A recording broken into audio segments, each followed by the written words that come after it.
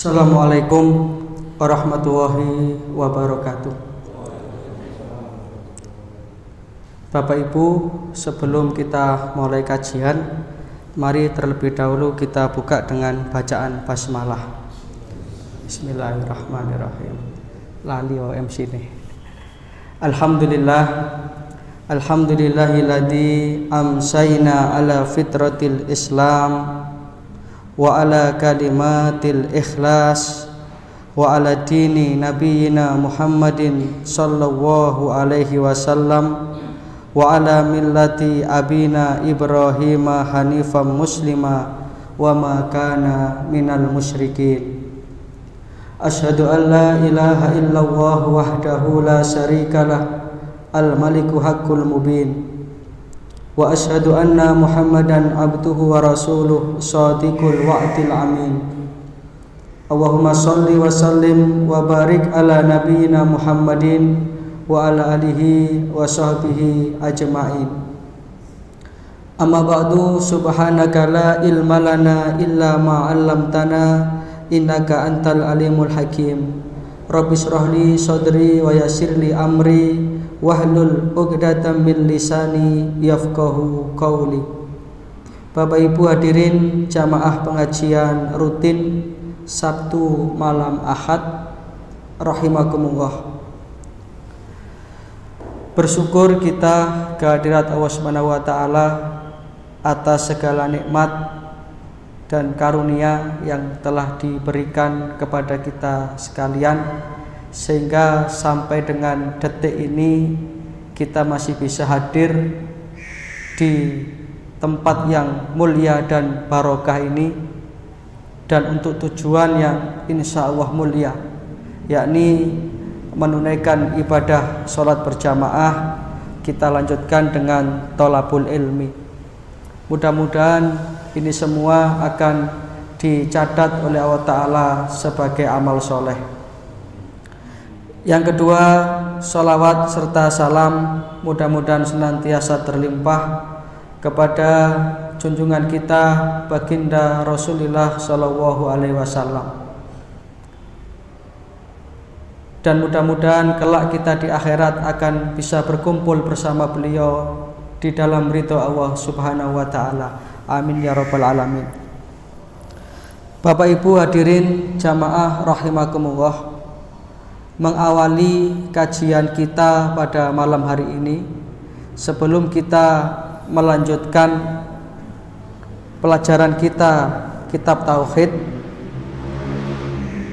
terlebih dahulu tidak bosan-bosannya kami mengingatkan untuk diri kami pribadi dan para jamaah sekalian, dan mudah-mudahan ini nanti juga bisa disampaikan kepada saudara kita, khususnya warga persyarikatan yang hari ini tidak hadir karena halangan.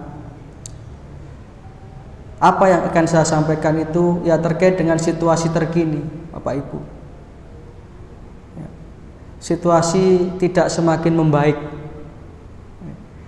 Oleh karena itu, kedisiplinan kita di dalam melaksanakan ikhtiar-ikhtiar lahiriah dengan menetapi protokol-protokol kesehatan, dan juga yang tidak kalah pentingnya adalah kita semakin mendekatkan diri kita kepada Allah. Ini perlu diseimbangkan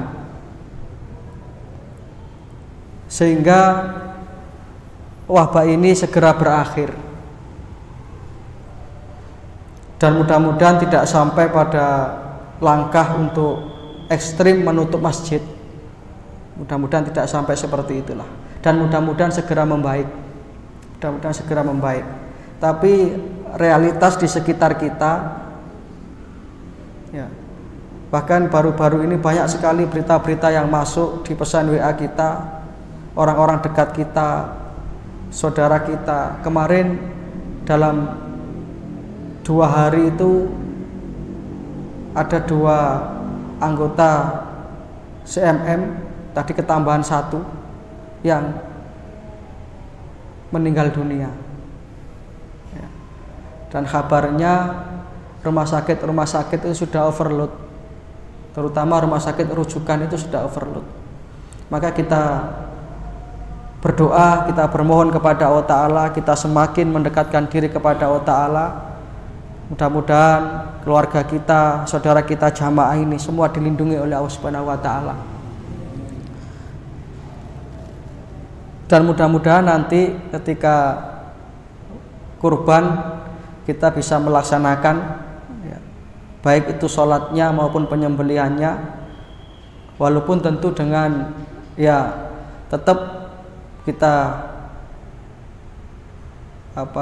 melakukan protokol kesehatan yang ketat, karena PPKM ini rupanya kan sampai tanggal 20, dan insya Allah tanggal 20 itu pas hari raya Idul Adha.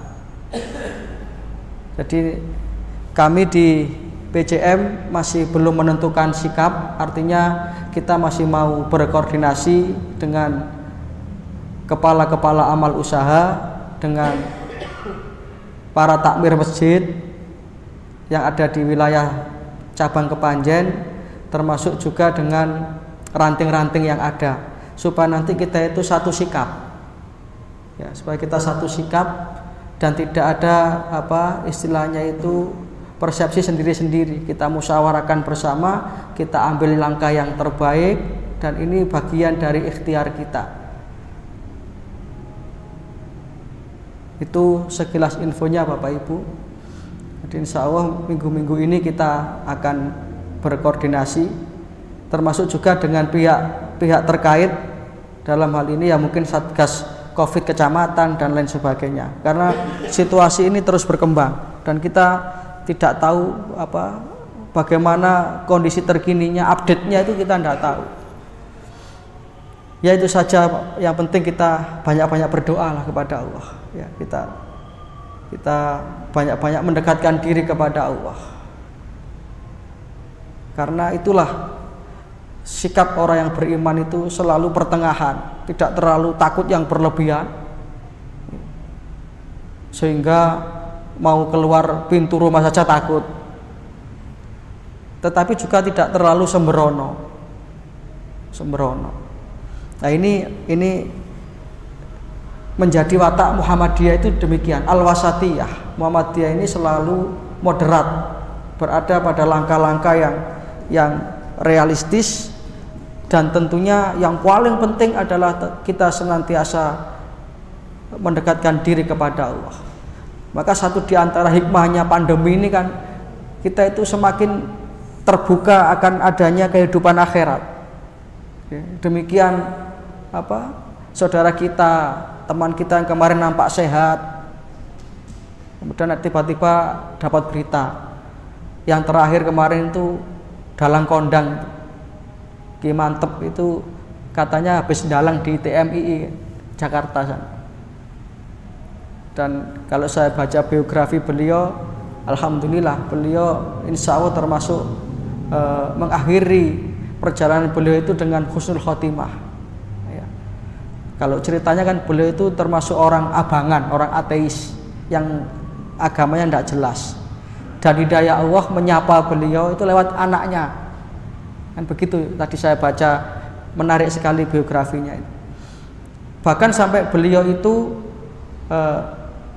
membangun masjid di dekat rumah beliau tanpa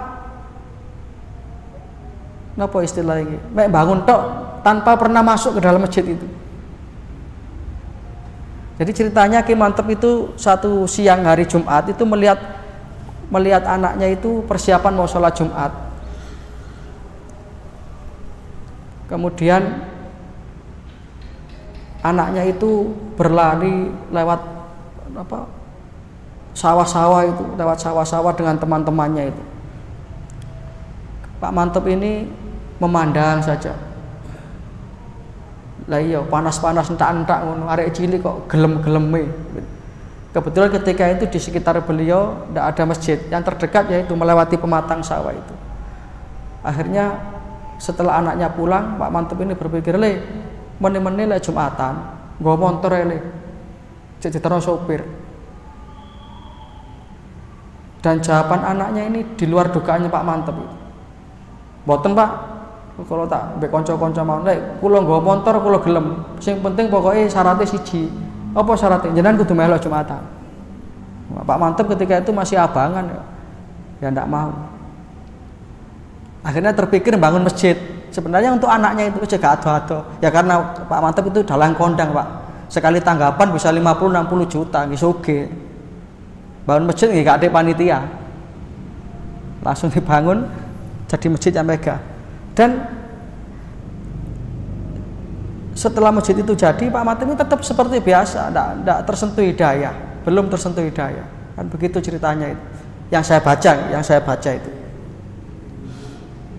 Kemudian anaknya terus mengajak bapaknya, Pak, ngapain gaya masjid tok ora tau sembahyang. Akhirnya satu ketika sahabatnya Pak Mantep ini, Pak Anom Suroto, ketika ke rumahnya sama anaknya diwaduli, Pak Ade, bapak lu Ade, masjid ngarep omah gak tau di sambangi belas, gak tau sembahyang. Sampeyan kandhani Pak Ade, bahasa gampangnya begitu. Nah, ketika itu Pak Mantep malah timbul rasa marah kepada anaknya itu, hari cilik lama meneh pada ngatur-ngatur wong tuwek barang. Kemudian sama Pak Anom Suroto yang lebih dulu, beliau ini tentu sudah mengenal Islam secara taat, bahkan sudah haji terlebih dahulu. Oke, Pak Anom Suroto ya sedikit diberi nasihat. Iku lho anak sampeyan wis ngono, sok sampean didik-didik ora kepingin. Pak Mantep belum tersentuh. Tersentuhnya itu satu ketika istrinya Pak Mantep dengan anak-anaknya ini mau pergi umroh, pada umroh, daftar umroh, bukan haji umroh. Nah, ketika sudah persiapan Pak Mantep belum kerentek, kate melok, mboten kerentek blas. Wis pokoke kayak duit, memang orang kaya, sakarepe kayak duit. Nah, begitu persiapan malamnya mau berangkat itu Pak Mantep itu berpikir, kabeh budal umroh aku mbek sapa meneh. Tak tenger-tenger dhewe. Wis tak melok pisan ae wis, gawe guyupi tok. Awalnya begitu. Gawe guyupi tok wis. Nah, akhirnya berangkatlah. Awalnya niatannya ya hanya guyupi istri dan anak-anaknya, tapi begitu di sana di Baitullah, tentu melihat satu di antara tanda-tanda kebesaran Allah. Akhirnya tersentuh hidayahnya. Baru kemudian secara resmi beliau menyatakan diri masuk Islam.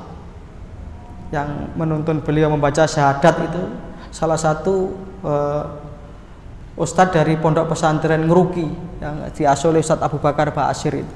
Nah, ini jalan hidayahnya begitu beliau. Ya. Ngeruki, Jawa Tengah. Itulah hidayah.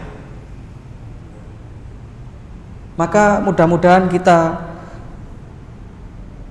termasuk orang-orang yang selalu istiqomah menjemput hidayah seperti ini. Ini kan dalam rangka kita menjemput hidayah.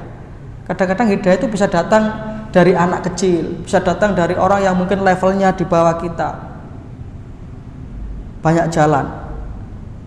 Maka di antara doa yang kita baca setiap hari, minimal 17 kali, itu kan ihdinas syiratal mustaqim. Ihdinas syiratal mustaqim. Ya Allah, tunjukilah aku jalanmu yang lurus. Hidayahkanlah aku. Petunjukmu ini senantiasa membimbing kami ya Allah. Itu petunjuk kebenaran. Bukan petunjuk yang berdasarkan akal kita. Nah, itu. Bapak Ibu jamaah rahimakumullah, kita lanjutkan pelajaran kita. Kita sampai pada bab yang ke-53 dari kitab ini, yakni orang yang berdoa dengan menggunakan ucapan Allahumma gfirli in syi'ta. Ya Allah, ampunilah aku jika engkau menghendaki. Jadi ada kata-kata in syi'ta. Ini nanti bagaimana hukumnya kita berdoa dengan redaksi yang seperti ini. Ini koyok napa nggih istilah ini? Koyok enggak patek butuh. Ada in syi'tanya itu loh, Allahumma gfirli in syi'ta.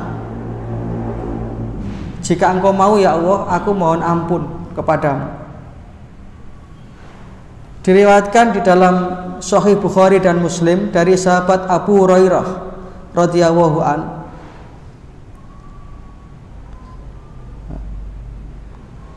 Seringkali saya sampaikan Abu Hurairah ini nama aslinya Abdurrahman bin Sakhr. Satu di antara sahabat yang banyak meriwayatkan hadis. Karena memang beliau itu hampir-hampir tidak pernah melewatkan majelisnya Rasulullah. Maka satu di antara hikmahnya beliau banyak meriwayatkan hadis. Jadi Abu Hurairah ini ahlu sufah, tinggalnya di masjid. Tidak punya tanggungan apa-apa, tidak punya tanggungan kedinasan, boten ono napa penggawean sing pasti. Nah, hikmahnya ini beliau banyak meriwayatkan hadis.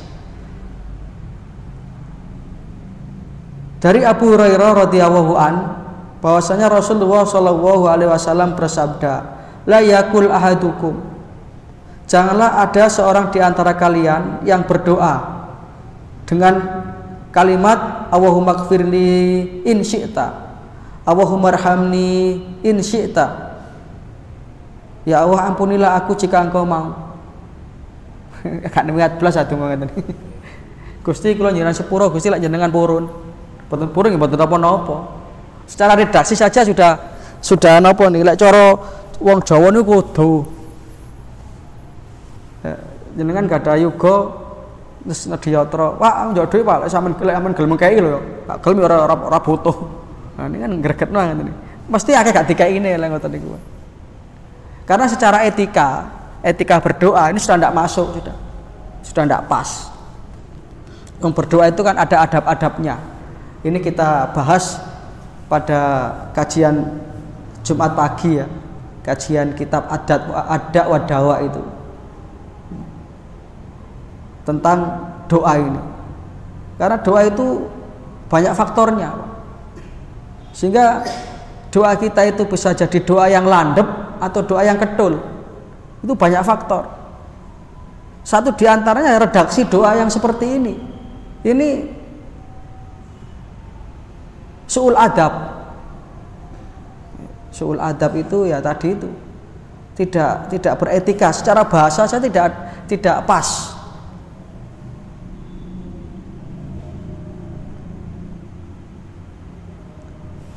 Dilanjutkan oleh Rasulullah, liya'zim al-mas'alata fa inna wahala mukrihalahu. Maka kalau berdoa hendaklah itu dengan mantap. Karena apa? Karena sesungguhnya tidak ada sesuatu pun yang memaksa Allah, yang bisa memaksa Allah, yang bisa mendikte Allah untuk melakukan sesuatu. Jadi berdoa itu yang mantap. Tidak usah pakai kata-kata opo iya opo ora atau insita ini. Nah, kalau kita sendiri ragu-ragu terhadap doa kita, ya tidak akan dikabulkan. Karena Allah itu inda dhanni abdi bi, tergantung persangkaan hambanya kepada Allah. Bahkan Rasulullah menyatakan ud'uwaha wa antum muqinuna bil ijabah. Berdoalah kepada Allah dengan hati yang yakin dan mantap bahwa doamu itu dikabulkan Allah. Muqinuna bil ijabah, yakin. Fa inna wa la yaqbalu du'aan min qalbin ghafilin lahin. Karena sesungguhnya Allah Ta'ala itu layak balu doa, tidak akan mengkabulkan doa min qalbin ghafilin lahin, dari hati yang tidak mantap, hati yang lalai, hati yang ya berdoanya salah-salah. Jadi ndonga niku napa istilahnya? Permohonan, jauh sing temenanan.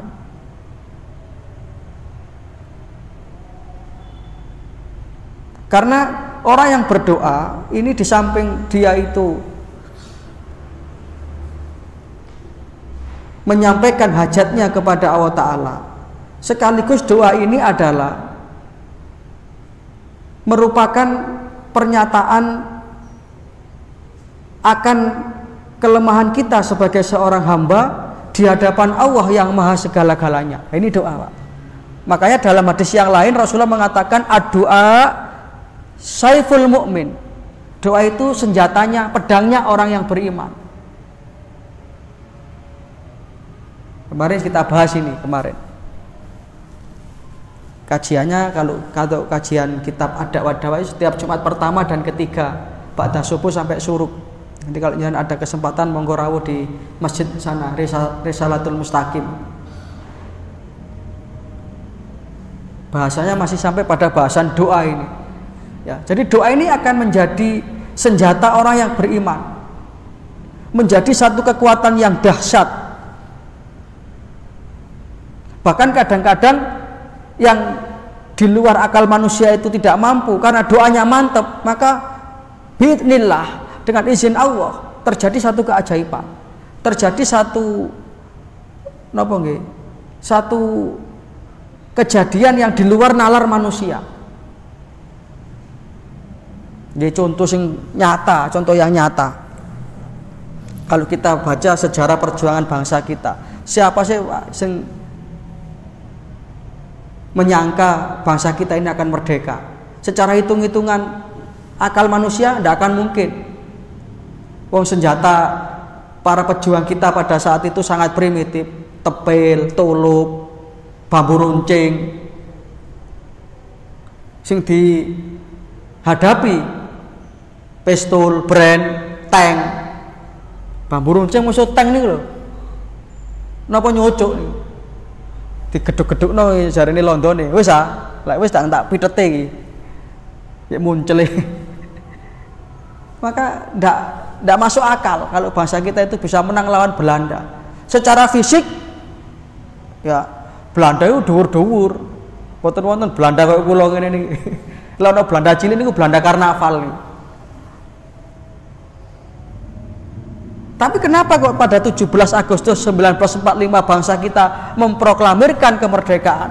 Tentu di sini ada sesuatu yang di luar nalar manusia. Apa itu? Doa. Ya dengan doa itu Allah turunkan tentara-tentara yang tidak terlihat.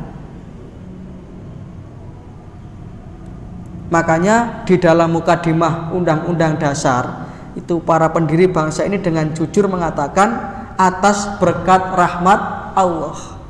Jadi bangsa kita merdeka itu atas berkat rahmat Allah.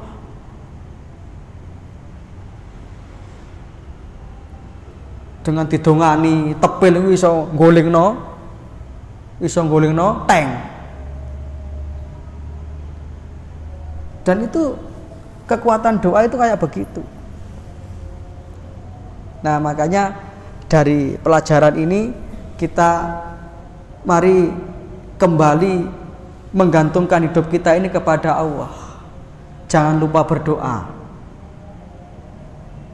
Kemarin juga saya sampaikan, bukankah Rasulullah itu sudah menuntunkan setiap apa yang kita kerjakan itu kan selalu diawali dengan doa dan diakhiri dengan doa. Minimal diawali dengan bismillah, diakhiri dengan alhamdulillah.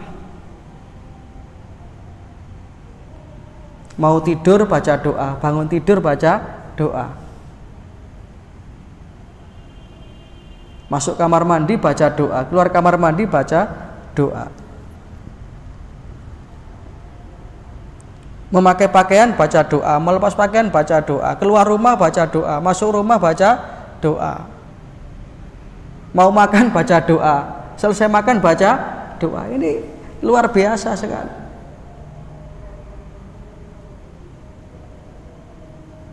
Sehingga orang beriman itu punya kekuatan batiniah yang luar biasa.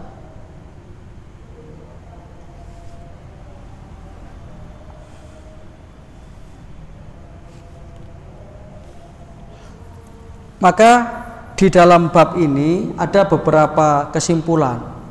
Yang pertama, kita dilarang berdoa dengan menggunakan redaksi kayak tadi itu. Kenapa? Karena ucapan itu atau redaksi doa tadi itu, Allahumma gfirli in syi'ta itu ya menunjukkan bahwasanya kita itu tidak begitu butuh terhadap doa kita, tidak sungguh-sungguh. Yang kedua, seolah-olah kita itu meragukan kekuasaan Allah. Nah, ini yang ada kaitannya, ada urusannya dengan tauhid kita. ada urusannya dengan iman kita. Itu makanya orang yang beriman itu ya harus mantep 100%. Bahwa tidak ada yang tidak mungkin kalau Allah itu menghendaki.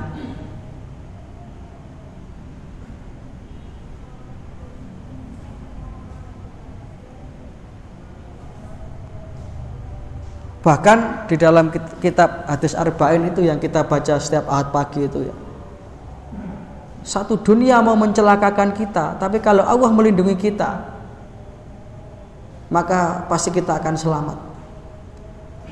Sebaliknya, satu dunia mau melindungi kita, tapi kalau Allah Ta'ala mencelakakan kita, ya pasti kita akan celaka. Karena tidak ada yang bisa menghalangi kuasa Allah. Ini loh enaknya orang beriman itu begitu. Orang beriman itu dekengannya langsung Gusti Allah. Ketergantungannya hanya kepada Allah saja. Perkara nanti Allah Ta'ala memberikan jalan keluar melalui sesama manusia, itu terserah Allah. Tapi orang beriman itu hanya hasbunallah wa ni'mal wakil. Hasbunallah wa ni'mal wakil. Cukup bagiku Allah. Dan Allah lah sebaik-baik pelindung, sebaik-baik yang menjaga kita. Masuk dijogo kali pasukan pengamanan kelas elit, tapi kalau dicatat oleh Gusti Allah tidak selamat, ya tidak selamat. Contohnya siapa? Yaitu Presiden Amerika itu, John Kennedy. Itu kurang apa pasukan pengawalnya? Amerika negara maju, matinya kan ditembak.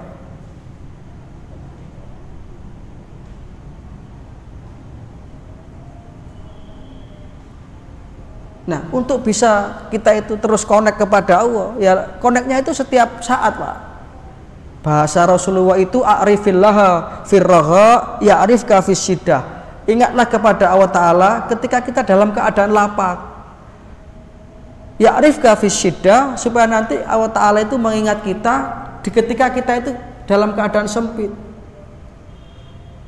Kayak kemarin ada musibah tenggelamnya kapal Yunis itu ya, Yunis di Selat Bali itu, antara Ketapang dan Gilimanuk. Ya jam-jam segini nih, kita tidak bisa bayangkan bagaimana situasi penumpang ketika itu, Pak. Nggih saya iso-iso ning nglangi lha sing di langeni segara itu apa ya. Ketika itu tentu tidak ada yang mesti ya Allah subhanahu wa ta'ala ngoten. Sehingga pertolongan Allah subhanahu wa ta'ala itu akan turun bagi mereka-mereka yang istiqomah, selalu koneknya kepada Allah di waktu mereka itu lapang. Mboten lek pas ngono tok terus eling Gusti Allah. Nah ini saged dipahami nggih. Jadi wis kenal kali Gusti Allah ngoten lho. Ora lek butuh tok terus moro.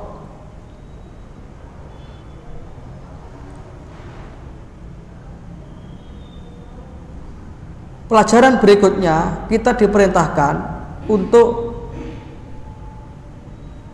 mempunyai kemantapan dan harapan yang besar terhadap doa yang kita panjatkan itu. Jangan ragu-ragu. Kita harus yakin bahwa doa kita itu dikabulkan. Makanya berdoa itu yang istiqomah.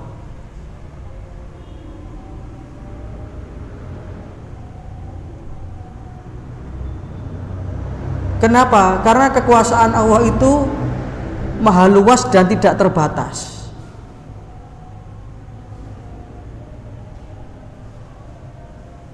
Sehingga orang yang tenggelam di lautan kayak demikian itu mestinya terbuka betapa dunia ini tidak ada artinya apa-apa. Yon sewu, wong sing pas kapale malik niku kira-kira lek ditawani melendi tak kei emas sak kilo. Masak kilo ini lah di dheweaken pinten ya nih? Kayak rego 500.000 sak gram atau berarti pinten, Pak? Berapa?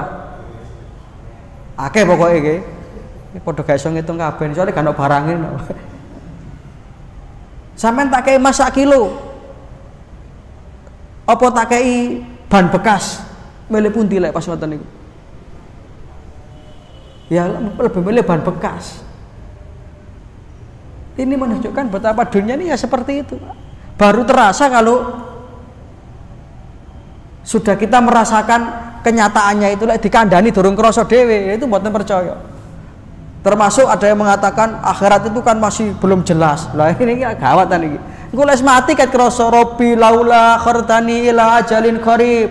Ya Allah, kembalikan aku ke dunia sebentar saja, saya tak berbuat baik, saya tak sedekah. Jari malaikat kasep tak tapuk gini.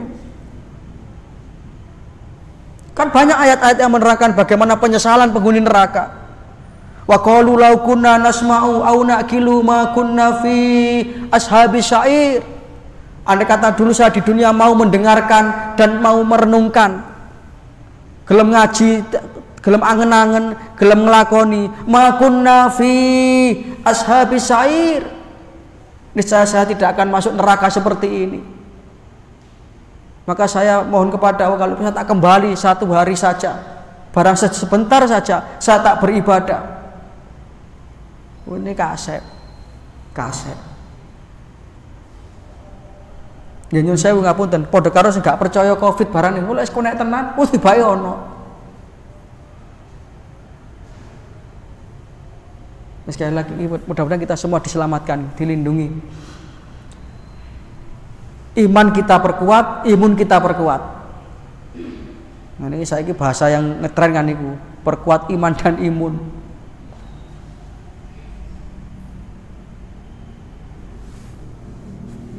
Dengan melihat kenyataan yang meninggal kena Covid itu kan tidak semua orang yang jelek, Pak.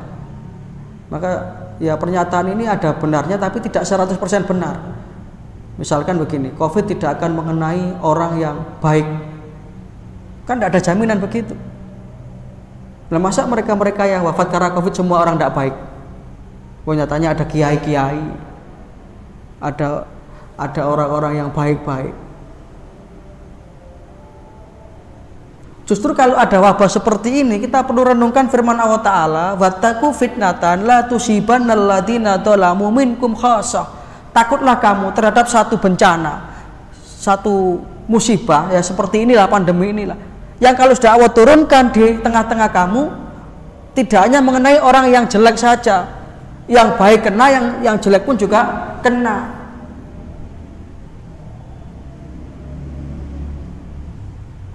Ini penting kita pahami secara proporsional. Bagaimana agama kita memberi tuntunan mensikapi situasi yang seperti ini.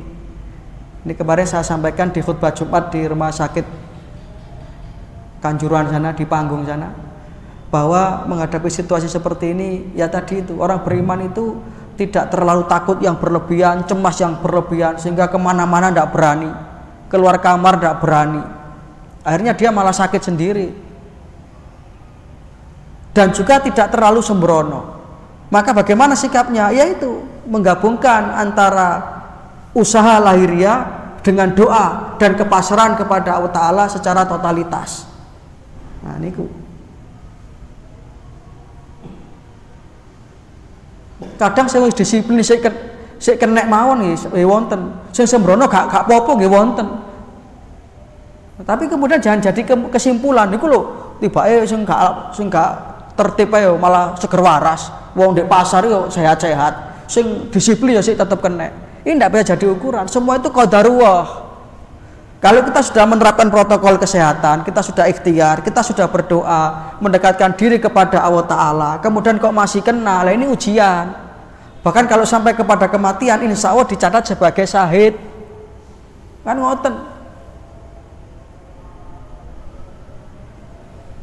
Ini pas kira-kira ngoten nggih. Nah, seperti itu.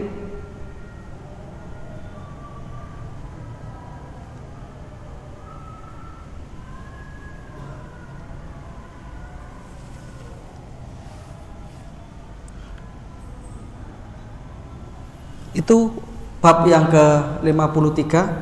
Sekarang kita lanjutkan bab yang ke-54. Isa kurang berapa menit? 8 menit.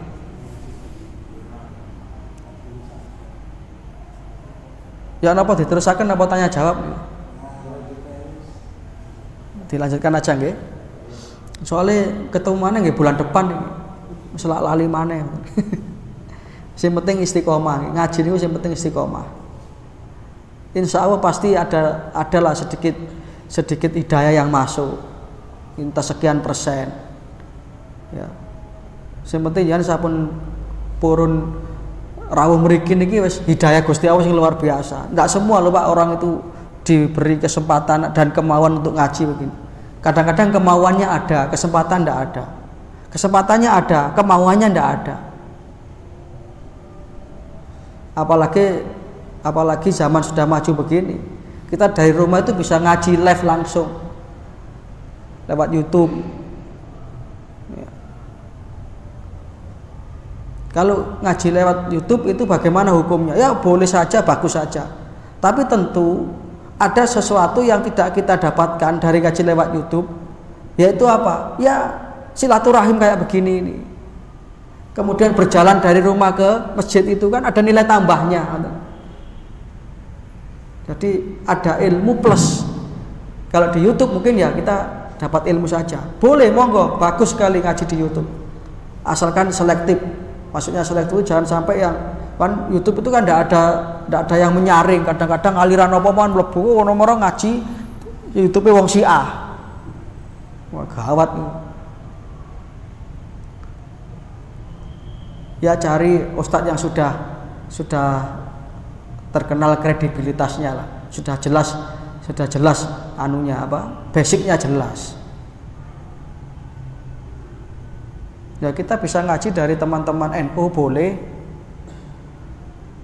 dari teman-teman Persis boleh, pokok boten sing aliran sesat kan dia juga bisa menyaring sendiri ya, jenengan sudah apa ahli ngaji kok.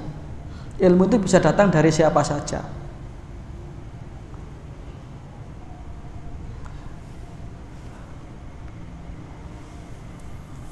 Pada bab yang ke-54 ini larangan mengucapkan kepada sesama manusia itu dengan ucapan hambaku, kawulaku. Misalkan kepada pembantu kita, kawulaku, hambaku, itu tidak boleh ya. Dan sebaliknya bagi hamba itu tidak boleh menyebut majikannya itu dengan sebutan yang berlebihan. Gusti penjuragane saking menjilate kadang-kadang sampai ngoten. Nah, ini tidak boleh. Ucapan seperti ini akan merusak tauhid kita. Dasarnya adalah hadis masih dari sahabat Abu Hurairah. Rasulullah SAW bersabda, la yakul ahadukum, janganlah salah seorang di antara kalian berkata kepada hamba sahayanya, ya, kepada pembantunya lah kalau sekarang. Kalau dulu zaman Rasulullah kan ada yang namanya budak. Kalau sekarang ya pembantu lah, pembantu rumah tangga. Bagaimana perkataannya? Ut'im rabbaka, coba siapkan makanan untuk gustimu. Jadi bahasa awake dhewe kepada pembantunya dengan gusti. Wah, itu tidak boleh Pak, terlalu kemoncolan itu. Tidak boleh sesama manusia itu apa menjunjung sesama manusia dengan menjunjung yang berlebih-lebihan. Walaupun kepada majikannya sekalipun ya proporsional sajalah. Bahkan sampai Rasulullah itu kan tidak mau dikultuskan kan karena itu, Pak. Rasulullah itu kan tidak ingin kemudian umatnya ini mengkultuskan beliau sehingga nanti akan sampai pada perilaku yang seperti orang-orang Nasrani kepada nabinya Isa bin Maryam. Apa sabda Rasulullah? La tudruni kama atratin nasara Isa bin Maryam. Kalian jangan terlalu mengkultus individukan aku, mendewa-dewakan aku. Sebagaimana orang-orang Nasrani kama atratin nasara Isa bin Maryam, mengkultuskan nabinya Isa bin Maryam. Fa innama ana abdun, karena sesungguhnya aku ini adalah hamba Allah, utusan Allah. Falyakul Muhammad abduhu wa rasuluh, Cukup saja kalian memanggil aku, menyebut aku dengan Muhammad abduhu wa rasuluh, hambanya Allah dan utusan Allah. Apalagi kepada sesama manusia. Maka salah satu ciri orang yang tauhidnya mapan, tauhidnya mantap, itu tidak gampang menjilat pada sama manusia. Tidak gampang kemudian dia itu istilahnya mengkultuskan manusia. Kadang-kadang saking jilat kepada majikannya, kepada bosnya di kantor, majikannya di kantor, sampai-sampai ngalai hormati nang ibuke. Sampai di omahe dipasang fotone jeragane niku. Cek perlu lek nang omah ndodono lek dhek niku sebagai seorang bawahan yang taat. Kadang-kadang podo-podo celuk jeragane mek celuk ibuke niku lho. Sing didhisikne jeragane. Ini ndak bener, Pak. Ini ndak bener. Dan itu terjadi. Makanya Rasulullah bersabda seperti itu. Dan ini sudah isya. Makanya kita akhiri. Mudah-mudahan ada manfaatnya. Mudah-mudahan kita diberi ketetapan iman Islam. Dan nanti akhirnya kita memungkasi hidup kita dengan husnul khotimah. Mudah-mudahan kita semua, saudara kita, jamaah kita semua, keluarga kita dilindungi oleh Allah Ta'ala dari wabah pandemi ini. Kita diselamatkan dan mudah-mudahan wabah ini segera berakhir sehingga kita bisa beraktivitas secara normal, dan mudah-mudahan tidak sampailah nanti masjid ini ditutup, di lock lagi ya. Mudah-mudahan kita tetap bisa beribadah dengan berjamaah, tetapi sementara tetap dengan memperbanyak doa, memperkuat iman kepada Allah Ta'ala dan mematuhi protokol-protokol kesehatan. Mudah-mudahan ada manfaatnya. Kalau ada yang benar semua dari Allah Subhanahu wa Ta'ala, kalau ada yang salah mudah-mudahan diampuni oleh Allah Subhanahu wa Ta'ala. Kita tutup dengan doa kafaratul majelis. Subhanaka Allahumma wa bihamdika asyhadu an la ilaha illa anta astaghfiruka wa atubu ilaik. Wassalamualaikum warahmatullahi wabarakatuh. Innallaha wa malaikatahu yusholluna